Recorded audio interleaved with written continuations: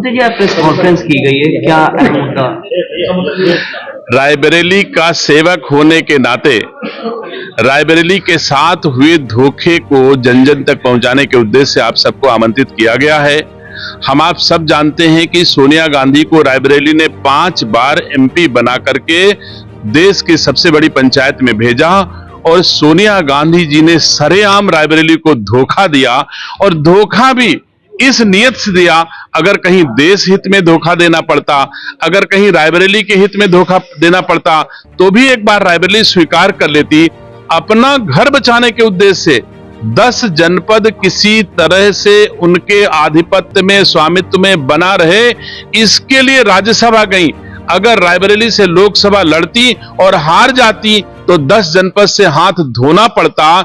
इसलिए श्योर 60 राज्यसभा रहेंगी तो इंटाइटल रहेंगी कि 10 जनपद में फिर से वो निवास कर सकती हैं और देशवासियों की गाढ़ी कमाई के पैसे से उस भवन का आरक्षण, बिजली, पानी एंजॉय कर सकती हैं। इसके उद्देश्य से उन्होंने रायबरेली को धोखा दे करके राजस्थान से राज्यसभा जाने को जो निर्णय लिया है उसकी हमारी पार्टी घोर निंदा करती है।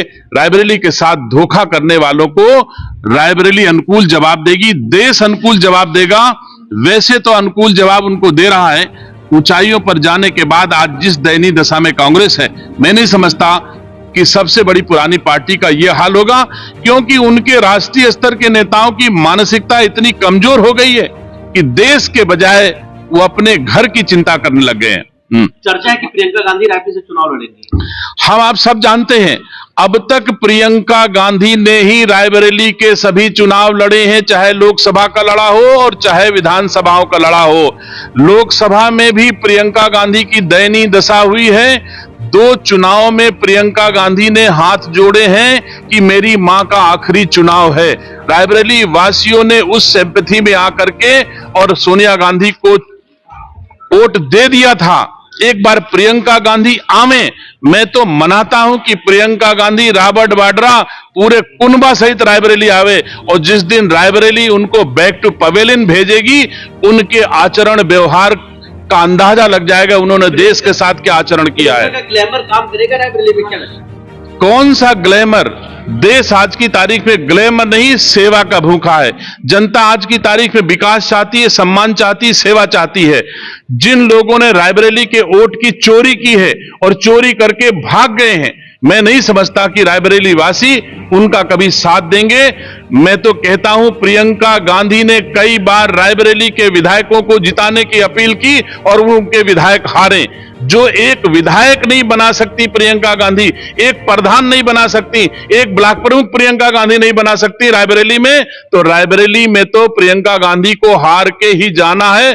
भारी वोटों से हार करके प्रियंका गांधी आएंगी और मैं तो उस दिन का इंतजार कर रहा हूं कि प्रियंका गांधी रायबरेली आवे और रायबरेली के लोग कमल खिला करके प्रियंका गांधी को चारों खाने चित्त करके एक कमल रायबरेली से भी जाए जो देश के यशस्वी प्रधानमंत्री जी को प्रधानमंत्री बनाने के काम आए। राहुल गांधी की न्याय यात्रा रायबरेली और अमेठी पहुंच रही है, क्या असर रहेगा रायबरेली और अमेठी की यात्रा आने के बाद? मुझे दुख है कि इस यात्रा का नाम न्याय यात्रा है।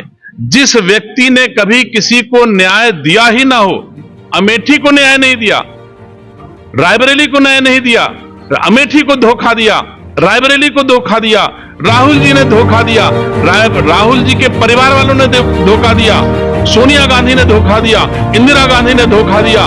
तो जिन लोगों ने धोखा दिया है, अब रायबरेली अमेठी उनको पहचान गई है। रायबरेली अमेठी में गांधी परिवार की दाल गलने वाली नहीं है। यहां पर कमल खिलेगा। देश के यशस्वी प्रधानमंत्री निसंदेह इस देश की अच्छी सेवा कर रहे हैं और हम सब इस चीज को भली भांत जान गए हैं, जो राम का नहीं वो किसी काम का नहीं। इसलिए अमेठी रायबरेली में गांधी परिवार तो बिल्कुल ही नहीं सरवाइव कर पाएगा। को लेकर स्वामी प्रसाद मौर्य ने भी बड़ा तंज कसा था, भगवान को लेकर तंज कसा था, क्या लग रहा है, क्या बीजेपी में आने की क्या उनकी चर्चाएं क्या है? जब बीजेपी में आने का प्रस्ताव आदरणीय स्वामी प्रसाद मौर्य जी की ओर से मिलेगा तब हम लोग उस पर कुछ चिंता करेंगे, चर्चा करेंगे। अभी ऐसा कोई प्रस्ताव मेरे सम्मुख नहीं है।